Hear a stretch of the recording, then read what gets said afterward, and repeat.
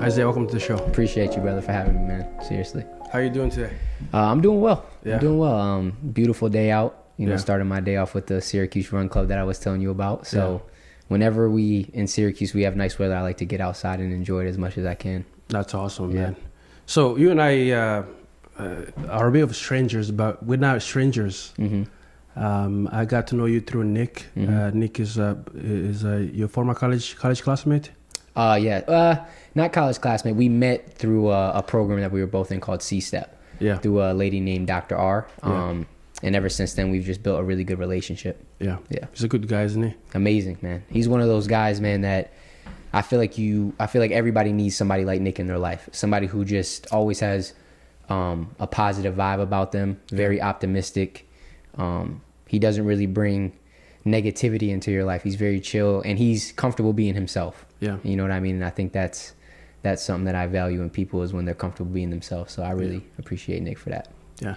So I started the show called The Journey. Mm-hmm. And I like talking to people, man. Yeah. And you don't have to be famous. I'm not impressed by people who are famous or who have money or this. I want the simple people, everyday people.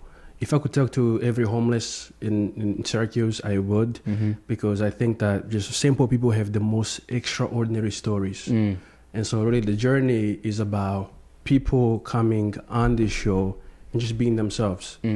And I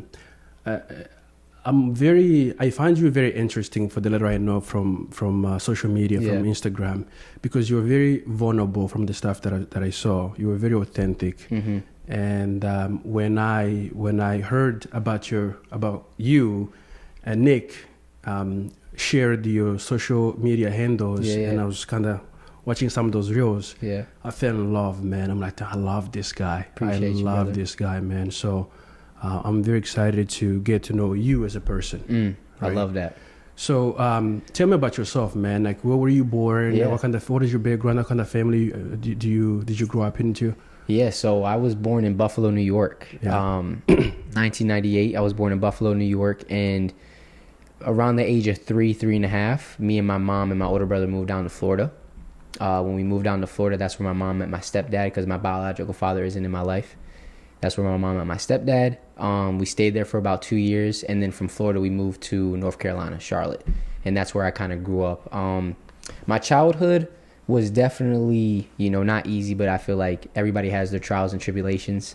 Mine was definitely, I had personal things that happened with me and my dad, and then having to grow up, seeing my older brother go through a lot of stuff was really hard on me, and didn't come from money or any of that. And my mom and my stepdad both had their past traumas and things that they were dealing with. So I feel like our family was very dysfunctional in the sense of everybody's trying to figure out, their own stuff. You know what I mean? So we never really had like family traditions or everybody has to eat at the table at this time. It was never that. It was, my older brother trying to figure out his thing, my mom trying to figure out her thing with my stepdad, and then my stepdad trying to figure out how to have a relationship with me and my older brother, all that. So I definitely had certain struggles. I know for me, since I've been a kid, I've always been a lover of people. I've always been a very positive and open person.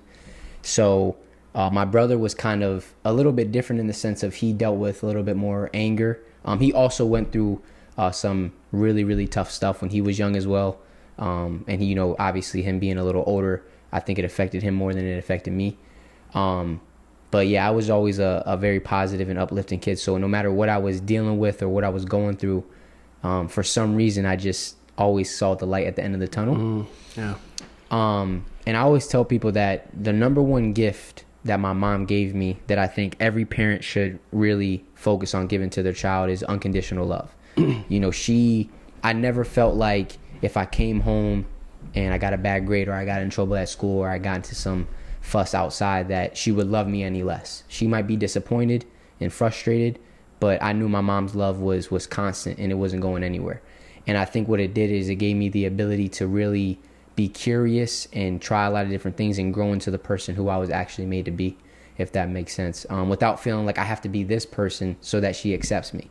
Yeah. She loved me for me, and that's just who my mom is. She loved my older brother too, and it could be a blessing and a curse in some instances because some kids who don't have the proper guidance can maybe take that and start getting into the wrong things because they know, no matter what, my mom's going to love me, so I'm going to go try this thing and try that. And I think seeing my older brother go through certain struggles definitely led me to not making certain decisions.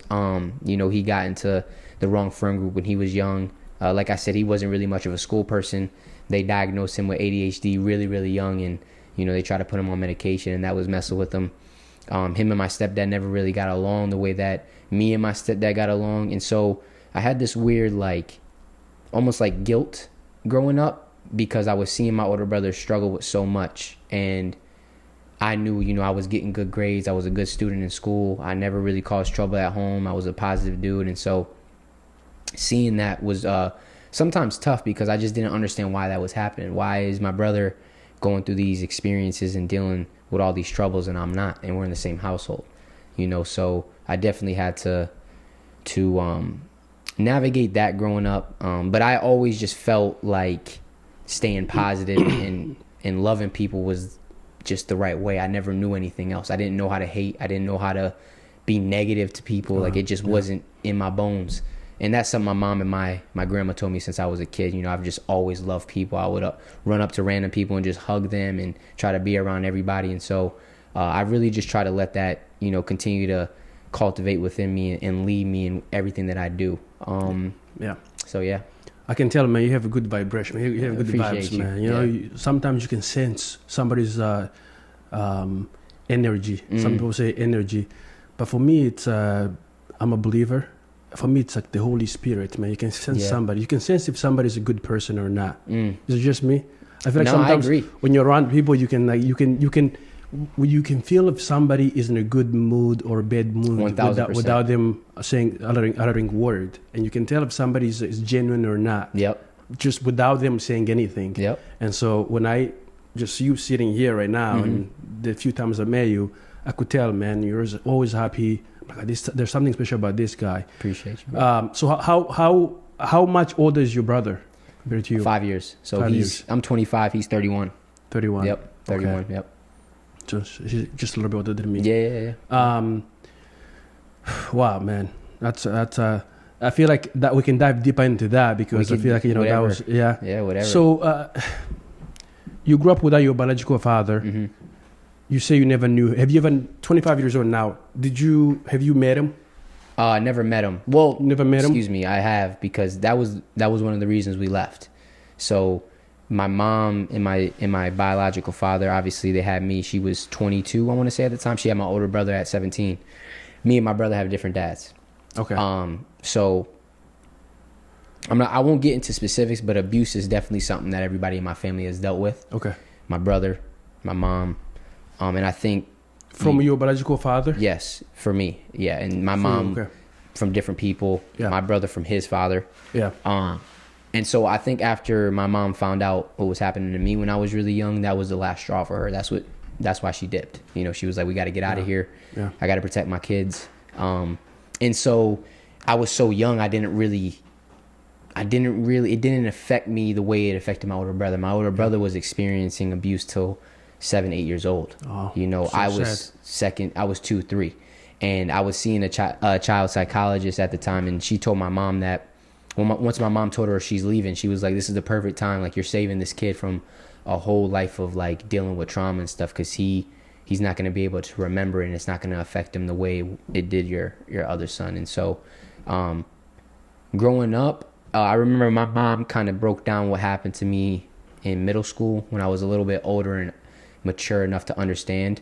I was probably like 13, 14 when I really remember her breaking down everything. And it's so crazy because when she told me kind of what happened to me and the things that was going on and the abuse and stuff, the first reaction I had was like, I forgive that man. Forgive him.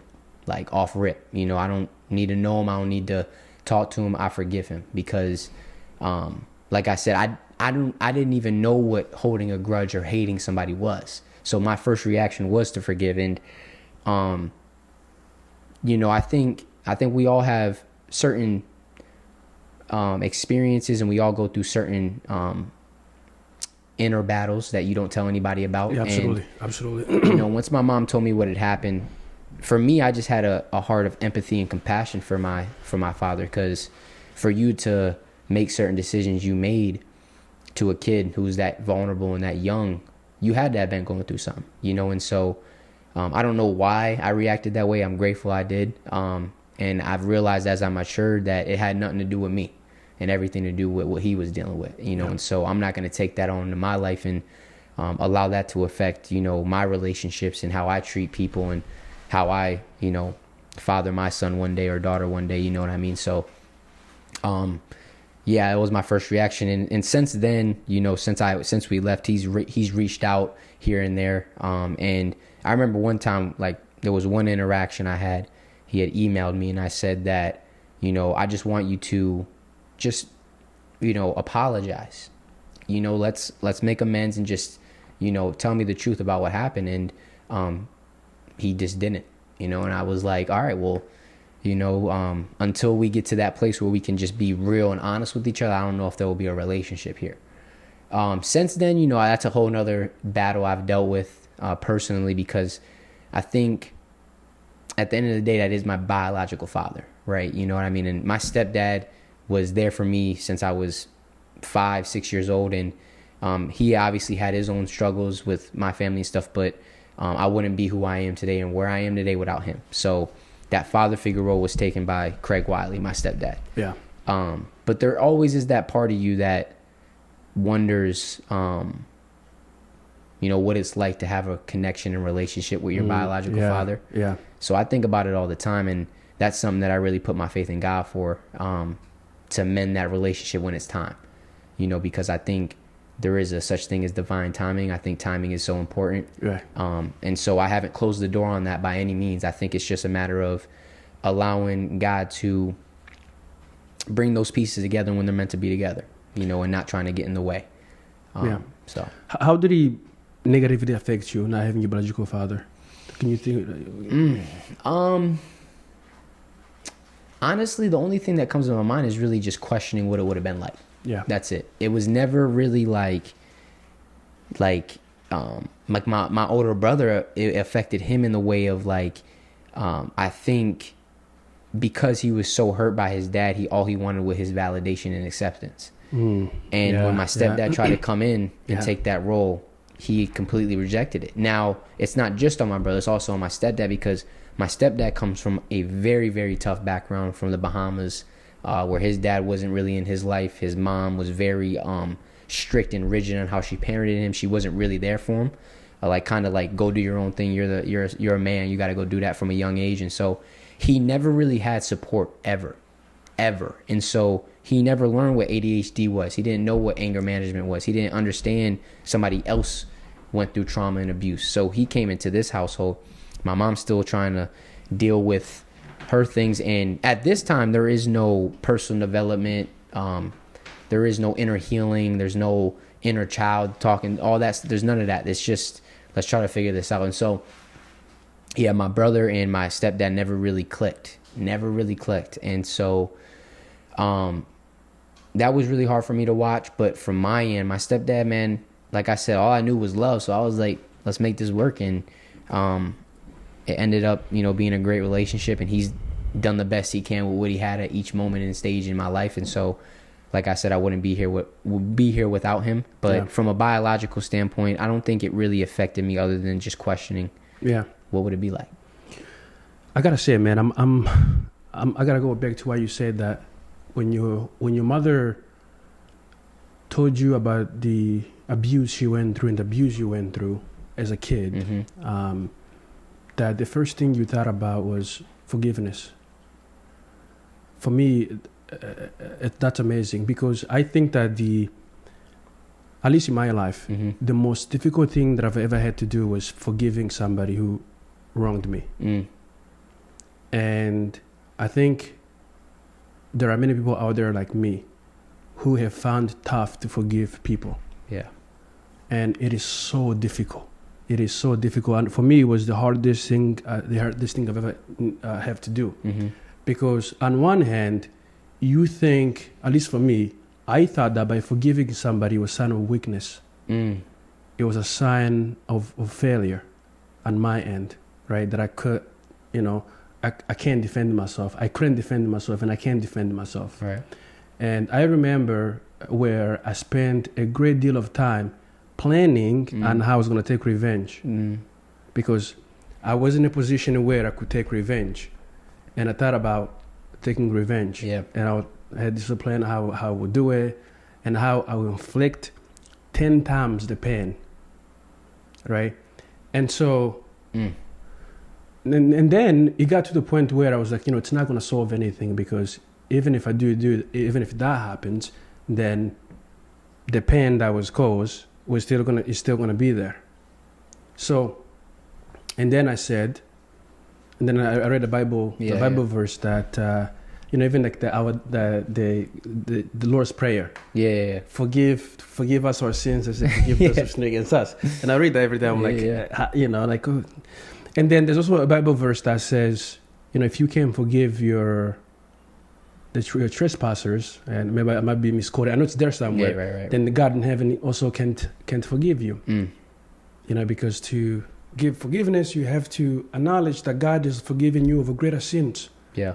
You know, and so it got to the point where I said, then I prayed, man, and I said, God, please help me forgive this person. Help me forgive. And I prayed for months and months and months, trying to get divine help, because I couldn't do it myself. Yeah. Because all I could think about was revenge. And then, man, it took a while, man. It took a while, but eventually I let go. Yeah, I was gonna ask what was it for you that kind of like made that shift, where you understood, like, I can't get revenge, I gotta forgive? Because I realized that, man, that's a good question. I realized that it wasn't worth it, because I realized that if I could inflict revenge, then I'll put them through the same pain that I went through, right? And I didn't want them to ever feel like I was feeling. Yep. So even though I had to understand, like, you know, what I'm going through, I don't want anybody, including them, to feel that way. You know, but it was a divine help. It was divine intervention, because I tried to do that on my own for so long. Yeah. You know, it's not, people always say forgive. It is so difficult, because it's not verbally. You can say I forgive you verbally. Right. It has to come from the heart, from the mind. It has to come from the soul. You hitting, bro. It has to come from the soul, man. And it's so difficult, because sometimes you think you forgive, but then it's 3 a.m, you're laying in a bed and you can't sleep because you're remembering. And that triggers you. Or you see something that triggers you about it, and you think about it again, right? So for you to have said, I forgive him, wow, I mean, that's got to be divine intervention. It's got to be divine help, man. So good on you, man. Congrats on that, man. I appreciate you, bro, for real. And I love what you said about it's not verbal. Like, it wasn't something I said right to my mom. It was an internal thing I made a commitment to. To forgive that man for whatever was done. Yeah. You know, I don't know why. It's just, you know, I do think certain people are wired certain ways. Yeah. You know, I do believe that. And I think some people have to work harder at certain things other than others, right? Yeah. But I think we all have the ability to learn how to forgive. I really do. And I think it's about opening yourself up to that possibility. And I feel like a big reason why a lot of people don't learn how to forgive others nowadays is because they never forgive themselves for past mistakes, past experiences, deep, past relationships. That's deep, you know, man. And if you don't know how to forgive yourself, how are you ever going to forgive somebody else? It's just not going to work. And I think giving yourself that grace and compassion to understand that, you know, you did the best you could when you were there, and that's not you anymore, you know. So now that you know better, do better, right? And it's like the analogy of a kid on a bike. You know, if a kid's trying to learn how to ride a bike for the first time, every time he falls off, are you going to yell and scream and hold that over his head? Or do you understand that that's part of him learning how to eventually be able to cycle on his own? And that's like us. You know, we go through different things in life, you know, experiences, relationships, abuse, right? Different scenarios. And sometimes we don't always make the right decision. Sometimes we don't always make the aligned decision or the best decision. But holding that over your own head is just keeping you stuck there instead of learning from it and growing from it and understanding that in every situation that you go through, you can grow through and you can learn something from. Deep, man. Yeah. So. Yeah. That's deep, man. Wow. So I've met some people who are not doing so well in life. Mm-hmm. You know, drug abuse, domestic violence, prisons, jail, you name it, and they have had tough upbringings, man. Divorce, abuse as little children, and if they can justify their situation by telling you those things, you know, this happened to me when I was 5, you know, like your story a little bit, right? And so my compassionate side would say, you know what, it makes sense. It makes sense why you are homeless. It makes sense why you're hooked on drugs, alcohol, this, because it was rough, man. You know, you should not have went through what you went through. I have a good friend of mine, John. John said, I want to borrow one his quote. He said that any good society is judged by how well they take care of their children. Society is judged by how well they take care of their children, right?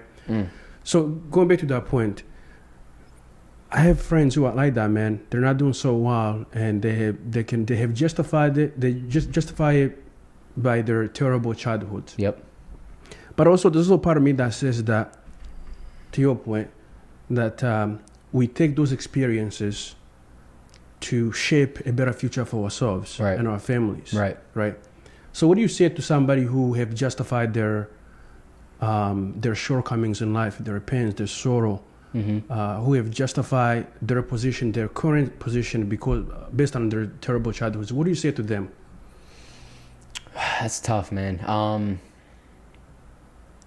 You're valid in the way that you feel. We could start there. Okay. You're 100% valid in feeling that way, because certain things that young children have to go through, they shouldn't have to. Right. So you're valid in feeling that way.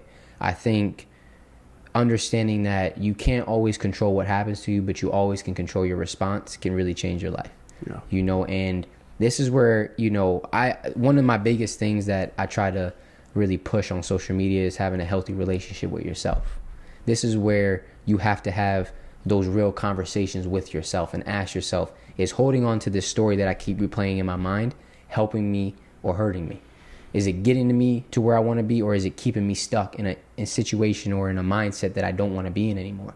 And I think somewhere that we lack in society is self-awareness and self-reflection, really being able to sit with yourself and hold yourself accountable and be honest with yourself and be vulnerable with yourself. You know, it's not easy, right? It's not easy to do that, but in order to become the person that you want to be, achieve that vision that you have in your heart and your mind, those are the type of conversations you have to have with yourself, you know, and know it's not your fault that happened to you, whether it is abuse or trauma or a really bad experience or a relationship. It is not your fault by any means, but it is your responsibility to respond and take control over your life. Wow. Yeah. You know, and that's where it's tough, because I think people put those two together. Oh, in order to take responsibility for my life and accountability, I have to say it's my fault. No, you don't. You don't have to do that. It is not your fault, but it's your life. So it's like you choose, you know, and I'm really big on not giving your power away to external things, people, and circumstances. That's deep. You know, I mean, I get it. And that's why, like, we're put on this earth to help each other, to serve each other. There are certain people that go through the storm alone and they come out, you know, in a way where they can reach back and help somebody who can't maybe make it out on their own. You know what I mean? And that's the beauty of community and people in general. We all have different perspectives and experiences we go through. And if you can just understand that everything that you've been through, everything you're going to go through is playing such a bigger role that's so much bigger than you, then you'll start embracing those things. Because you're like, yeah, maybe this does suck, but who can this help in the future when I get through it? I love that, man. You know? I love that. Yeah, maybe I can't change the past, but how about I learn from it and help somebody who's dealing with that right now? It's deep, man. You know? It's Bible verse that says that God used everything for the good. Yep. Every experience that you went through. For those who allow it. Those who allow it, God will use it, right? Mm-hmm. It reminds me of a story of Gideon. Are you familiar with that story? Mm-mm. I just heard of him for the first time the other week, but I didn't hear the story, but tell me. So actually, so Gideon is this, this Israelite. I can't remember the time period. Mm-hmm. I know like the main ideas of the story. I don't know Okay. the story, but I'll give you the main ideas. Yeah. So the Israeli people are being abused by this invading army. Okay. And so what happens is that every time they grow crops, when it comes time to, when due season, harvest, the word, right? These invading army will come and take their crops, kill their animals, and have them flee. So this happened for 7-year period. For 7 years straight in a row. When it comes to harvest time, the Israelis will not get anything because this invading army will come and storm the camp and kill everybody, take the crops and abuse men, women. And so actually it got so bad that they started building houses in the mountains and they will flee there during harvest season. Wow, okay. And so they started praying to God and they say, God, please save us, please save us. Anyways, God says, I'm going to save you if you turn from your idols and start worshiping me, the one true God who brought you out of Egypt in the land of bondage. If you start worshiping me again, I will save you from these people. Wow. So they turned from God, and then God said, I will raise a prophet among you that's going to save you from this invading army. Anyways, Gideon was the least of the least of the least because his tribe was the least out of the 12 tribe of Israel. He was the least, considered the least in society, of course. Yeah, right. The least. And Gideon himself was considered the least within that tribe. Right. The least of the least. The least of the least of the least. Yeah, okay. That's literally how he viewed himself. That's literally how the community viewed him. Anyways. Come on. So the angel of the Lord comes to him. He's hiding somewhere, and the angel of the Lord comes to him and said, mighty warrior. There's a word but the angel says, get up. I may be misquoting, but I know there was a mighty warrior in there. Get up, you mighty warrior. Yep. And so he goes, me? Do you not know who I am? I'm the least of the least of the least of the least. Right? But the angel said, get up, mighty warrior of God. The Lord is with you. And so here's this guy who thought he was a nobody. Society thought he was a nobody. He internalized it. When the angel called him, he was hiding actually from this invading army. He was hiding. And God said, get up. I see you're hiding. I know where you are, but get up. Yeah. You mighty warrior. The Lord is with you. You're going to save your people. Yeah. You're going to save your people. Right? So what's the point that I'm making? Gideon thought he was a nobody. The people around him thought that he was a nobody. But when God saw him, he said, get up, you mighty warrior. The Lord is with you. Come on. And so, to come back to your point, you said that one of your mission on social media is to help people build a better relationship with themselves. Yes. Right? By default, I think we're terrible. We're so harsh on ourselves. And I'm speaking from experience because I'm quick to forgive you, man. Isaiah, you do something bad, you cut me on the highway, cut me off or whatever. Yeah, I can forgive you. But when I make a terrible mistake, it takes me a while to forgive myself. So, but listen though, I guess the point that I'm trying to make is that we need to learn how to see ourselves as God sees us. Right. Because you might think you're nobody, this, but when God sees you, he sees his child, he sees his son, he sees his daughter. Mighty warrior. A mighty warrior. God's with you. Like God sees warriors, right? But we look at ourselves in the mirror, we criticize ourselves. Yep. I have a youth group that I mentor. I have about 30 kids that I mentor on Fridays. Oh, wow. Okay, right? that's amazing. So actually last night, you know what I told them? I told them for their homework, I said, next week, I want you, every single one of you, to tell me 3 things you like about yourself. I love that. So their homework this week is to tell me 3 things they like about themselves. I love that. So I'm very glad that that's kind of what you do. I think if you have a good relationship with yourself, then you can make a real difference externally around the people that you hang out with, that you work with, that you go to the park with. Yeah, so that's amazing that you do that, man. You hitting, bro. Yeah. Yeah, I mean, we could dive into religion Yeah, we can go there, man. We want to talk everything, yeah. Because, I grew up a Christian. I grew up in non-denominational. My mom grew up Catholic, but she had really bad experiences with that, so that's not what we were put into. But we didn't start really going to church until we moved to North Carolina. Yeah. Okay, so I grew up Christian. Probably my 9th, 10th grade year, I started taking it incredibly serious, getting really involved with the youth groups, things like that. This is North Carolina. Yeah, this is North Carolina. Yeah. It was a great church too. I had really, really good friends and all that. It was a great church. But I always knew, like deep down, that I was kind of, like I always believed in God, right? But I always knew I was faking the connection I was telling people about, if that made sense. And I didn't know why that was, because I was like, I'm reading my Bible, trying to pray. Not doing these things. I'm not drinking. I'm not smoking. I'm not partying. Why don't I feel a real, because if this is what God feel like, then, and so I think because, how do I word this? Because I didn't feel as much of a connection, and I viewed my relationship with God by the indoctrination of what I was taught. That's what led me to allow like certain judgments and entitlements seep in. So now if you did do certain things, if you were doing this, I judged you, or I looked at you as less than. Right. Maybe I didn't portray that in how I spoke, because I was just a nice guy, but subconsciously I was thinking like, how could this person do that? Like, they're bugging, like they need to go read, you know what I mean? Yeah. And then, real people are struggling with things, and you tell them, oh, you just need Jesus. And it's like, you're just missing their feelings and their emotions and actually what they're dealing with by telling them, oh, just go read the Bible. How can that person understand what's in the Bible if they're bawling their eyes out and dealing with trauma at the crib? So anyway, I kind of carried that throughout all the way up until my senior year. I was playing basketball this whole time. A goal of mine always was, I got to get a scholarship to college. That's the only way I'm going for basketball. For basketball. Yeah. I am not. You're that good, huh? Yeah, I mean, I was all right. Yeah. I was like, I'm not paying for college. If I pay for college, it's going to be a wrap. I'm going to have to stay at the crib, maybe go community, right? Yeah.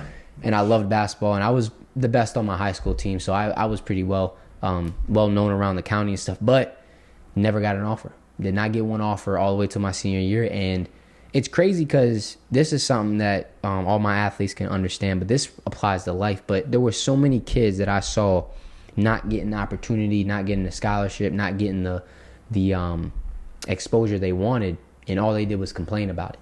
All they did was focus on the other people that were getting offers, and it was just, they were just in this negative mindset. And for me, yeah, it hurt that I wasn't getting looks, but I was just having so much fun, and all I knew was, okay, just keep doing the right stuff.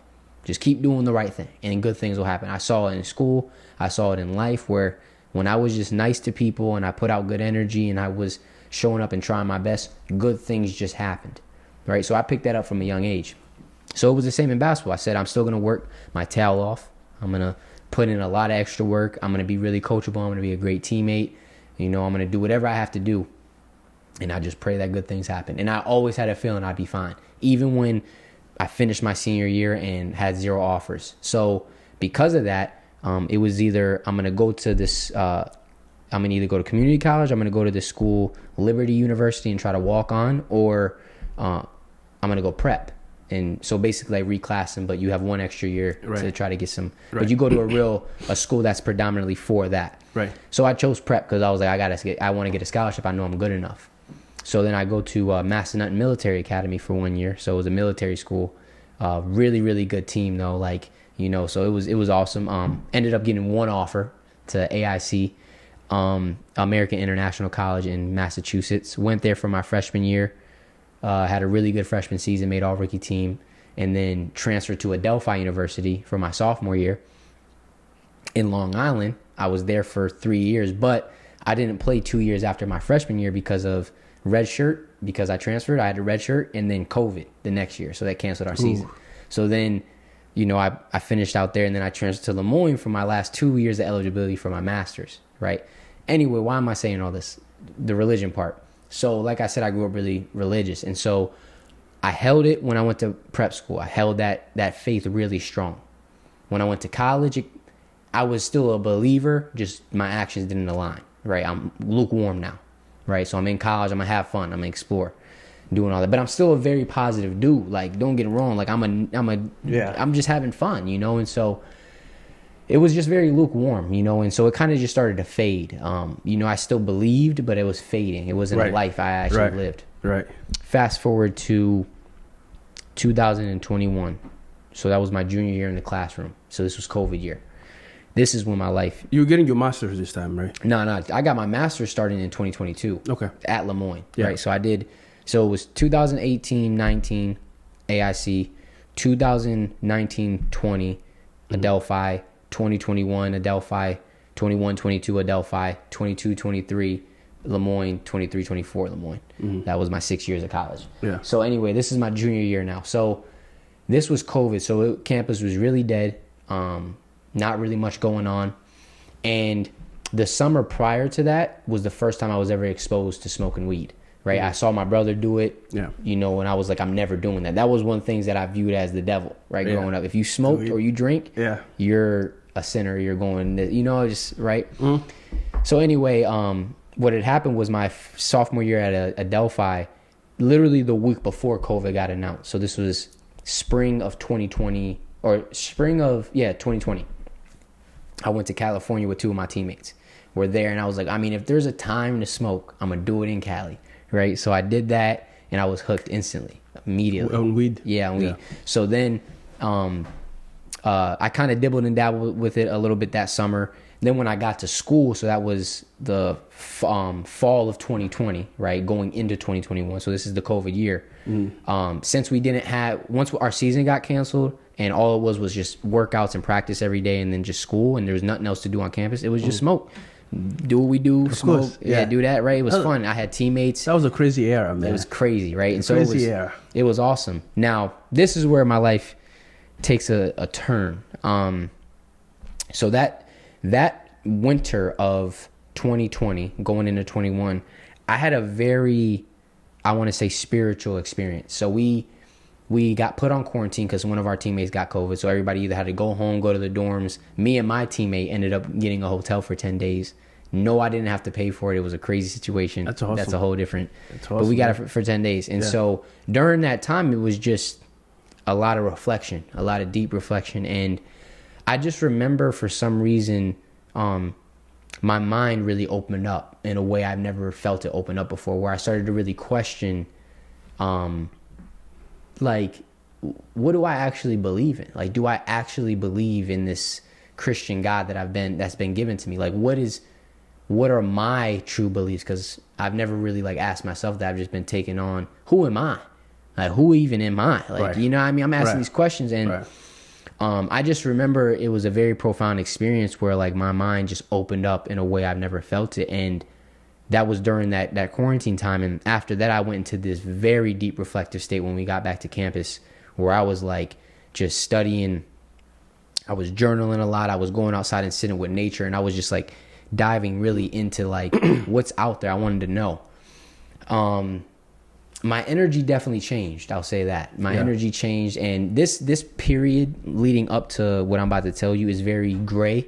It's very touchy, because it's not even fully clear in my mind what happened. But long story short, about April of 2021. So that was after the winter. Now we're back doing our thing, January, February, March, right? And I'm in this deep reflective period. Like I said, my energy changed drastically, and I was really questioning, like, who am I? And I didn't really relate that much to what I was doing, but I wasn't sure about what I wanted to do, whatever it was. Anyway, long story short, I ended up in the hospital, in a psychiatric hospital, April 4th of 2021. And I woke up. Was this due to the weed, or just no? I mean, to a certain extent, but I wasn't smoking during this time. I think it was just because a lot of stress happened. It was just I changed drastically. Like, people were like, "What happened?" And because I was just very solitude, thinking a lot, journaling, like on my own, not going out, not around people. So they were like, "Something's up." So you're right. So there's a big change that was taking place within your soul. Yes. That was such a crazy shift. Yes. That you had to kind of go to that. Yes. And I wasn't even sure what was really happening. I see. So it was hard to try to navigate people, and it led to certain things happening. Yeah. where people were just like, all it took was, everybody was fine at first, and then it just took one person saying something's up. Yeah. For that to kind of start spiraling, and then I ended up in the hospital. And so, to keep a long story short, from April 4th, 2021 till April of 2022, I ended up in the psychiatric hospital 6 times in the span of that 1 year. In and out, in and out, in and out. Just boom, boom, different medications. They diagnosed me with bipolar disorder. It was just a lot because when I woke up in the hospital for the first time, you know, obviously I'm wondering where I am. What the heck is all this? And they're telling me I have this disorder. You have to take this medication. You can't drink. You can't smoke. Take this medication, and you have this disorder. My first thought is like, hell no, I don't. Like, y'all don't understand what I was just dealing with. Y'all are just taking this and running with it. Right. And so in that hospital, that was truly the first time that I ever realized that I've been living my whole life never really knowing who I was. Right? I looked myself, and then in the hospital, the way it is, it's like jail. There's nothing. There's no phones, no electronics. It's just you and a bunch of random people you don't know. And they're giving you medication, and then you have breakfast, lunch, and dinner, and then you go to sleep in this bed that's like a twin-sized bed and looks like a jail cell. And so even in there, though, it's crazy. Like, once I found out how I ended up in there and who put me in there, it was like certain people that were close to me, not my family or anything, because I was at school at the time. Once I found that out, like, I had an urge to like want to be like revengeful or anything, but it just didn't sit right with me. I was like, nah, I mean, I can't hate, so I'm just gonna I'm gonna figure this out. The reason I kept ending up back in there, I'm gonna tie all this back into the religion, right? So the reason I kept ending up back in there was because the way it works is every time you get admitted, they're either gonna up the dosage, add a medication, or switch it up completely. So going in, coming out, going back to school, trying to play basketball, trying to be around people and be social, and I'm on 2 different medications, 3 different medications. It makes me feel like a zombie. I don't have an appetite, so I stopped taking the medication. Now I'm scared because I don't feel right. I can't sleep. Smoke. Oh, put this weed down. I take the medication. Oh, end up right back in there. Let's switch it up again. Right. Boom, we're going to do it. It's the same cycle. Trying to see what works over and over. It's like you're like a lab rat, for lack of a better term. They're just trying stuff on you. Right. And none of the medication made me feel sane. None of it. And so trying to deal with that and then be around people and be social was just a lot. Yeah. But after that first experience, I came out the hospital. That was when I stepped away from religion as a whole. I said, you know what? Before I believe anything that's been told to me or given to me, I need to figure out who the hell I am. Like, I need to figure that out because I've been living this life doing all this stuff that isn't actually who I am. I've just been floating. Great. I'm positive, dude. It's cool. Now when your back is against the wall and all that stuff is taken from you, who are you in that moment? And I didn't know. So I said, before I believe in anything, I'm going to figure out who I am. And so that's what I dedicated that time to. And that also had a part in me ending up back in there because it was so much inner confusion I'm trying to figure out. And I just started to look within myself. I started to find, I started to sit with myself, and I started to see how certain insecurities and fears and past traumas were coming up, and certain mindsets or blockages that I had within me were coming up. And I realized that I had to, start to sit with those things and figure out what those things were. And I really went deep into other spiritualities during this time too. I said, let me see what my Muslim friend been trying to tell me. Let me see what Hindu's about. Let me see what Buddhism is about. Let me really start reading these books and diving in. Right. And I started to find certain things that I resonated with in all of them. It was very, very eye-opening for me. I'm like, well, that kind of sounds similar to what I was taught. Wait, why was I looking at this whole group of people like they were wrong? But now that I'm actually reading what they believe, I'm like, I kind of understand it. Like, it's weird. And there was literally one thing that I found constant in everything, and that was love. The number one thing was love. Love yourself, love other people, love God. Live a life of love, right? There's a Bible verse. A man who does not love does not know God, because God is love. It sticks with me till it is ingrained in my mind. And I realized that we live in a world where we have people in positions of power and influence who don't love themselves, teaching people about spirituality and religion that's based on love. Man. If that makes sense. Man, that's deep, and they're telling people who don't love themselves also, you need to do this from a place of not loving themselves. So it's just a lot of not love when it's supposed to be rooted in love, right? And that's where greed comes in. That's where fear comes in. Control, resentment, entitlement, righteousness, feeling like you're better than another person because of how you look or what you believe. When at the core of what we were put on this earth to do is to love. Love can express itself in infinite amount of ways. Whether we're doing this podcast, we can bring love into this moment. Whether you're in a relationship with somebody, whether you're at work, whether you're working out, whether you're going for a run, you can bring love, intention, and gratitude to everything that you do. My goodness. You know, and so my goodness, man. I don't want to. I can listen to you all day. Nah, we can go. I can listen to you all day. Yeah, we man. can get back to we can talk about the rest of that story a little later, but I'll leave it right there. I want to talk to you. Oh man, that's amazing, dude. Mm-hmm. So that was being diagnosed and being in the hospital. Definitely was what changed the whole trajectory of my life. Man, I love what you said, man. A lot of people teaching love don't even love themselves, right? And I 6 years ago, I was going through a life change. I'm gonna tie it to yours. Okay. Where I was diagnosed with adjustment disorder. Your adjustment disorder. I've never heard of that in my life. Adjustment disorder. What is that? So basically, I had to adjust. I had this childhood trauma that I had to adjust the old me to the new me. Wow, I've never heard of that. Wow. I had to adjust some things. So man, at the beginning it was tough. It was rough. 6 months period to a year, I was going through it, just trying to question myself. Who am I? Mm-hmm. Who am I? So I was trying to reconcile the past to the present, right? So, wow. I think sometimes going through those experiences really shapes who you are. 1000%. Because I think that you give your best. Now, for me, I'm so glad that I went through that experience. I'm so glad. Come on, I'm so glad that I'm going through experience, man. The thing is, though, all the pain, the agony, the terrible stuff that I've been through in my life, I love it. I love them more than the good stuff because they shape my character. They made me who I am. It's beautiful, man. Now, to your point, though, going through hospital 6 times, right? Questioning who am I? I think every single person, if you have not answered that question, then I can't take you serious. I can't give you a job that brings values to people.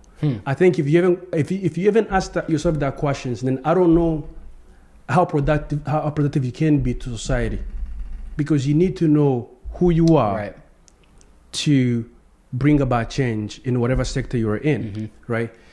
Because if a pastor doesn't love themselves, for example, how can they teach the word of God? How can they teach people to love themselves and love people? That's 90% of people that are in that position. Exactly, right? So, or somebody in power, right? How can you teach what you don't? How can you preach what you don't live? Now you can, and I think a lot of people do that. A lot of people do that, but I think life becomes so much easier if things are happening organically. Absolutely. If you are who you say you are. Yeah. If you are who you say you are, then you are 100%. That's a life worth living. Yep. That's a life worth living. Authenticity. Authenticity. Yep. And authenticity. You have authenticity on your Instagram bio, which is really what I love. Yeah. And when you open Instagram, for example, all you see are highlight reels, right? Look at me. I'm taking vacation in Spain. I'm in Portugal. I'm in Cancun, Mexico. Yep. Me and my girlfriend are so rich. My family is doing well. I just bought a new car. this. Yeah, man. Yeah. All that stuff is good. Yeah. I mean, but I think most of it, by the way, is just for pictures, for likes, for comments. People are still looking for that validation, But then you have people who actually share real life stuff. Hey, listen, man. I was diagnosed with bipolar disorder. I went to a psych hospital. I couldn't sleep last night. I don't have money to pay for school, so I was suspended because I couldn't pay this semester. Right? You have people sharing those stuff, right? Those people who are vulnerable to that level are what the internet need, right? More than the highlight reel people, because people can relate. It's crazy how much people suffer in silence. Oh man! And they look at social media, they see people's highlight reels, and they think I'm failing in life. Absolutely. But when they see something they can relate to, say, you know what, that person is struggling financially, that person is struggling with their mental health, that person is struggling with the schooling. That's a great point, man. And then they can say, all right, I'm not the only one. And if that person, they look like they're doing all right, I'm going to be fine as well. So I applaud people like you who go to the internet and be vulnerable and share real life stories. Yeah. Because life is not milk and honey, man. Life is difficult. Life is tough. It's a tough challenge. And I think that, I don't know who the rapper was, but there's a rapper who said, I don't listen to rap like that. Yeah. I think it's 50 Cent. One of the songs, one of the lyrics says something like, you know, death has to be easy because life is hard. You know, so Damn. because living life is not easy. Dying is easy, but living takes courage. Yeah, it does. To truly live. To truly live takes You know, courage. a lot of people are just existing. They're not living. Right. It's a difference. So I love that you can be vulnerable to that level, man, and share that. So you went to Le Moyne. Yep. What did you major in Le Moyne? Information systems. I got my master's in. So what are you doing now for work? Life coach. Life coach. Yeah, I'm a life coach. So Full time? Yeah, I work at Good Life Youth Foundation downtown, and I'm a life coach for them. So I work with predominantly kids from the ages of 14 to 18, 19. Work one-on-one with them. And that's your full-time job? Mm-hmm. Yep, and then I have Waggles and my personal stuff, yeah. That's podcasts amazing, and stuff dude. like that, yeah. So That's amazing. that's what I do, man. Because, you know, I kind of found after that whole experience, when I went to Le Moyne, I was a lot more clear on who I wanted to be and the things that I wanted to do. I wanted to challenge myself, so I chose information systems. But I realized quickly that this wasn't it. It wasn't going to be my thing. And I took those 2 years to really figure out, you know, more of who I am, cultivate my gifts and things like that. And leaving college, I was very clear on the path that I was on and what I wanted to get into. And so I'm grateful for those 2 years because it really helped me to find what I feel like my path is. You know, I think the path could take you in so many different places. That's something about purpose. I think a lot of people struggle with because they think purpose is this external thing. I need to find my purpose, like it's a certain job or a certain career. But the purpose is just being on the right path, you know. And I truly believe that the thing that made it so easy for me to find my purpose was making the purpose simple, which was becoming all of who I was made to be. Amen to that, If man. you just work on building yourself up and really cultivating all the things you already have within you, what's going to start to happen is you're going to start attracting the right things into your life. I love that, man. Right people, the right career, the right relationship, the right environment. Now you'll just be kind of flowing and just doing what you're meant to do, and you won't even feel like I got to go find this or I got to go chase after that. I got to grab. No, I'm just being, and from me being my authentic self, I'm attracting the right things to me. You know, and so that's really what I got from Le Moyne was I just got a lot of clarity on my path and my purpose, if that makes sense. Yeah, I think a lot of people are afraid of being judged. A lot of people don't become themselves because they're afraid of being judged. Yep. Oh, you man. know, what's Jack gonna think? Real quick, you said 10 minutes? Yeah. So we have 53 minutes right now, boss. Oh, we good. Yeah. Come on. Like, what's Jack gonna think? What's my friend Maria gonna think? You know, what's that? They're gonna laugh.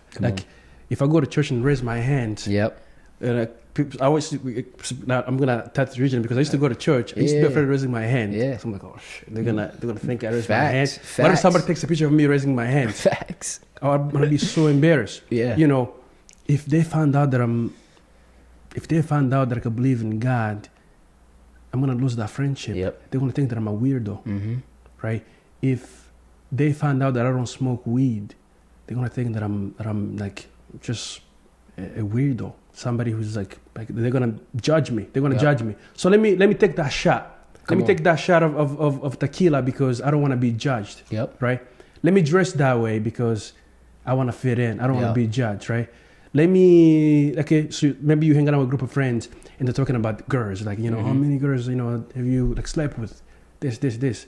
Let me make up a number so that I can fit in. Validation. I can be validated, right? So a lot of people are not, I believe that a lot of people don't, for you to, I love what you're doing what you love. You say you're doing what you're created to do because everything within you feels loved, feels the purpose when you're doing what you're doing. You're mentoring kids, when you're, you know, because it's happening organically. it's who you are as a human, as a being. It's who you are, right? Yep. I think a lot of people don't pursue what they are born to do because they have lived a fake life all of their lives, right? Like throughout their existence, they've lived this persona. And so it takes a while for them to, it's difficult to shift from a persona to 1000% to being your authentic self, because that persona is tied to relationships. Yep. That persona is tied to what you do for a living. It is tied to the friendship you've built for the last 20 years. It is tied to the place you go to on Friday nights for the last 20 years, right? Now, you're 40 years old and you want to shift your authentic self. You got to realize that you're becoming a new person, but you're also leaving all those benefits that comes with that persona. And so then I think that causes anxiety and heartache because you have to be, it's a rebirth, right? And so when I talked about like my adjustment 6 years ago, that's what was happening. It wasn't so much, it was difficult for me to adjust, because I had to say, not only did I have to say goodbye to myself, I also had to say goodbye to those relationships as well, to everything. It's very difficult, man. So your thought on that, man, because it's so difficult. It's easier said than done, man. It's easier said than done. Yeah, it's tough, man, because when you when you want to become everything you were made to be, you have to let go of everything that isn't that. You know, and there's a period in between leaving the old and stepping into the new that's like this like weird space where you don't really resonate with what you were doing or those groups or environments, but you're not fully clear on who you are yet, so you're lost, you're confused. And that's where a lot of people, you know, whether it's depression, anxiety, whether it's feelings of confusion, whether it's going back to old habits, because that area is incredibly scary. And I think something that really helped me, and another thing that I really try to push, is just perspective and perception, how you view things. You know, how you view what you do impacts how you do what you do. You know,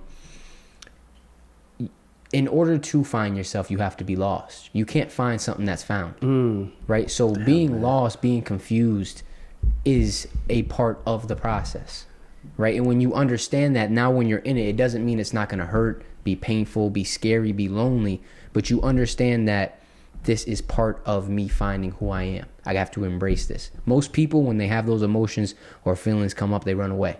I can't deal with this. No, this isn't right. I'm doing something wrong. It's like, no, it's the opposite. You're doing something right, you know, because before things get better, they get worse. You know, it's like, I think it was Alex Hermosi who I heard, he was like, if you had to create a main character for a video game, what would you put him through or her through in order to reach that final level? It would not be rainbows and sunshine every time. You got to go through this boss. You got to go through this test. You got to go through this struggle, this adversity. We're going to put you in this valley. We're going to throw you in jail and put you through this. You got to go through this mental health struggle. You have to go through this loss, right? But all of that's playing a role in you becoming that final, you know, most authentic, truest version of yourself. And it's all about the perception. If you have that perception that no matter what I'm going through, I'm growing through. Everything that's happening to me is happening for me.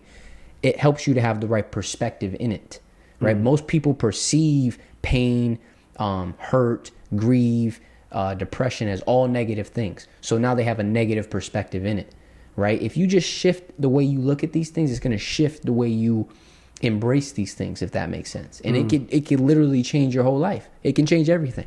If you just start viewing things slightly different. All it takes is a slight. You don't need to do a full 180, just slight.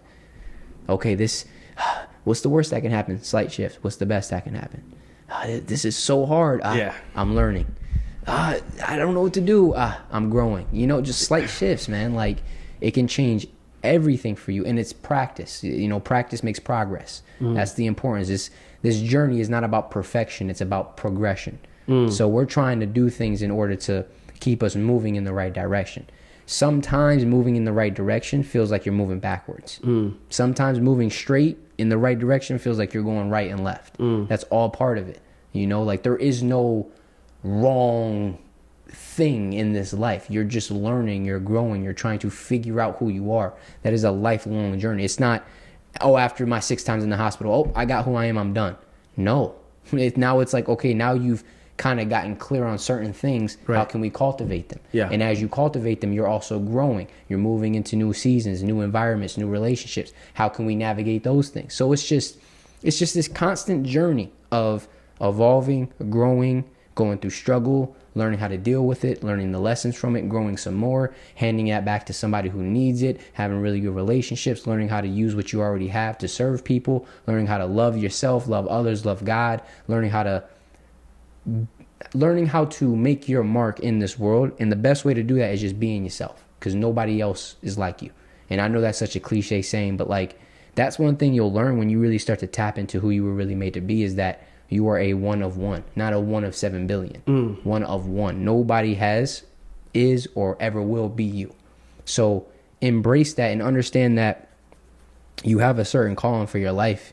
And I know I'm rambling, but it's like, Nah, man. like, I just see it so often where it's like people are so focused also on other people's gifts and talents that it takes away from their own.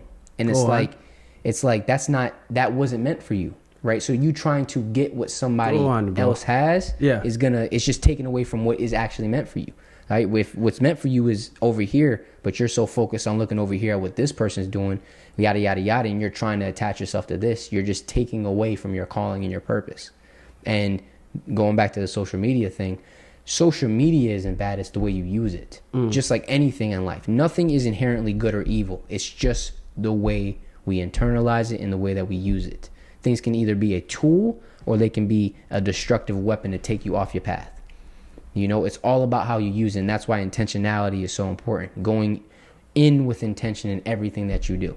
Why are you doing this? What is the purpose of what you're about to get into? Like, asking yourself these questions and being real. It's like I said, it's not about perfection. You don't need to be perfect. You were born to do this. You know what I mean? Man, you were born to do this. I appreciate man. you. God bless you, man. Thank you, man. I pray that God's gonna bless you and use you, man. Because come on, man. Thank you, bro. Listen, I can listen to you talk Damn, all man. day. I'm telling you Nah, right I now, appreciate man. you, bro. More than you know, man. I'm being authentic, man. Yeah, man, I feel it. It's amazing how gifted you are. Thank you, brother. Damn, that Yeah. hits, bro. Like, I mean, No, that, I'm like, being so honest, man. Because you have no idea how many people you can save, how many lives you can touch. And I'm sure you've already touched kids. The kids you're working with, obviously you follow us on social media. Man, if you're not following this guy, you got to follow this guy, man. Thank you, brother. I'm telling you right now, man, because, wow, man. A lot of people, we live in a capitalist society where people feel like they need to compete with each other. People feel they need to compete with each other, but I agree, man. If you know your purpose, there's no competition, man. You're rooting for everybody. Come on. You're rooting for everybody, man. You know? You hitting, brother. There's a seat for everybody. Yeah, exactly, man. See everybody. Because you don't... Listen, when you bring your authentic self, you don't even care if you win. Because your purpose is not to win. Your purpose is to change people's lives, Yeah, man. yeah, you hitting. You know what I mean? Because, man, listen, man. It's good to have money. It's good to have a nice car. It's good to have a house. But it's much, much, much more important to change people's lives. To know that you saved a life, to know that kid went to college, graduated college because of you, to know that kid is sleeping better at night, is happy, to know that kid feels loved because of your actions. Money cannot buy that, man. Money can't buy that, man.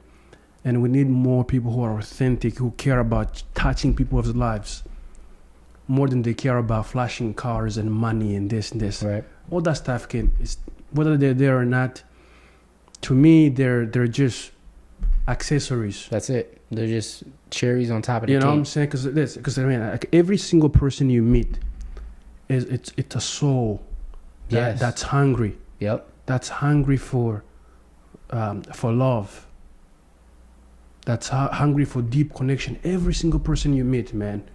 And we're so obsessed with these celebrities, movie stars, athletes, that we neglected the homeless guys. Even the homeless guy that you drive by every single day on your way to work. Every day. That person that's, haven't shaved in years. They're always holding a sign, give me $5, this. Now, you can think all you want about them. You can have an opinion about them. I've heard people who say, well, just go get a job. Go do this. This. You can have those conversations. I'm not saying that maybe that they can't do that. But at the end of the day, there's a soul in there. There's a human being in there that needs love. That's why, man, you should always stop and say hello. Shake their hands, look them in the eye if you have time. Right. Don't dismiss people, man. Give them a chin. Try to hear them out, man. So that's one thing I love about you, because what I just said is, it's embody. It's That's what you embody is, man. That's what you embody when I see you, man. Thank you, brother. The thing you do, man. Thank you, man. Seriously. And that's amazing, man. Man. And that's amazing, because love is the only thing that can save us, man. It's the truth, man. You know, it really is. Now, I really do appreciate you, man, just letting me into your space, bro, and just sitting down and having a conversation. I live for this stuff. I love this, man. Like, just this right here, this means more to me than anything. Just being able to meet somebody and have a genuine, like, real connection with them and a conversation with them, get to learn about their perspective and their experiences and what they believe in, and being able to share that, bro. Like, you could feel this. Like, this, you can feel this. This isn't like social media. This isn't facade. Like, you can actually feel this. Like, you don't have to put this into words, you know? Like, so I live for that. I live for the real feeling, not the words and what people be saying. You know what I mean? Yeah. Man, we just last question, then we'll wrap it up. But I definitely, man, I want to have you more and more, man. Yeah, you know I'll come back on definitely, anytime, bro. And obviously, feel free to invite me to your show as well. Yes, for sure. So what do you want to do when you grow up, man? 25 years old now. When I grow up, what do you, I love that. Ultimately, like, what are your bigger goals? 5-year plan right now. What do you want to do? Yeah, I mean, honestly, man, like, this has really helped me just to release the pressure of thinking that I need to have certain things figured out at certain times. Yeah. I realized that, you know, I'm on a path of trying to live a fulfilling life, right? And my recipe, my equation for fulfillment is figuring out what your God-given abilities and gifts and uniqueness is, cultivating them into skills, things that you can actually use, and then using those things to serve people. And I feel like if I just continue to focus on that, how can I use what I've been through, use what I have, what I've been given, turn them into skills, cultivate them, right? Because faith without works is dead. Yeah. And then give those to people and to the world. I feel like that path right there will take me to the location or the career or the relationship or the stage or whatever it may be. And I've realized that when I just get out of my own way and I allow God to lead, I am tremendously more at peace. And it's not in the sense of sitting and not doing anything. I like to view our relationship as souls and spirits and human beings with the Creator, whatever you believe in. I like to view it as a collaboration. You know, one person, I believe God is steering the boat and we're the ones rowing. We're putting that work in, which is getting the boat moving, you know, but we're rowing with our heads backwards. So we can't see. That's why it's called faith. We can't see where we're rowing to, but we're trusting that God has the steering wheel. And the problem with a lot of us is we try to do both. We try to row and then get up and go steer, and then we try to go back to rowing and we get up and steering. Yeah. Get out your own way. Just let God lead you, but just make sure you're doing the work. That's the biggest thing. You know, make sure you're doing the work. It's not about perfection. It's just about every single day, moment by moment, step by step, little incremental gains, you know, and then when you see that big change or that big stage or that big achievement, all that is the accumulation of very, very, very small steps over a long period of time. And that's what you call life. Man, So. I can't listen. I know this is redundant, but you're just amazing. I man. I'm appreciate telling you, right man. now, Seriously. I can ask you more questions about. You're an amazing God bless you, host, man. bro. Seriously, like that. This has so much to do with the questions you ask, how great of a listener you are, the environment you've cultivated. Like, I feel comfortable. I feel like I can be myself and open up. That is priceless, man. Seriously. So that says so much about you. Letting me into your house, man. Like, thank you, bro. Like I said, you're welcome anytime, man. Thank you, bro. God bless you, man. So too, we're gonna wrap this up. Okay. Yeah, thank you for being here. Yeah. I want to bring you on again. If time schedule is an issue, I'll talk to you every day. I feel you. Because I can learn a lot from you, man. Yeah, I appreciate you, I'm sure Josh can agree. Josh, you know, it's no, it's Yeah, Josh funny. he's funny guy, but man, I would love to invite you again. I will let you know. I'm sure when you schedule. Yeah, we here. happens, We got the setup, so set up I'll come whenever. because we'll talk more about stuff. I got other topics that I didn't get into. Yeah, we could talk for hours. Yeah, so I'll get into those topics as well. Okay. But God bless you, man, and I pray that God keep using you for His purpose. Appreciate you, brother. Because you know, our lives are not ours, man. We're meant to be used Come on. to achieve greater things. You know, because you know God works through people, but only if you allow Him. And I feel like you're one of those people who have let go and let God type of thing. I love that, so man. God bless you, man. You know? My brother. Thank you, Keep in man. touch, man. Yeah, absolutely. Appreciate you.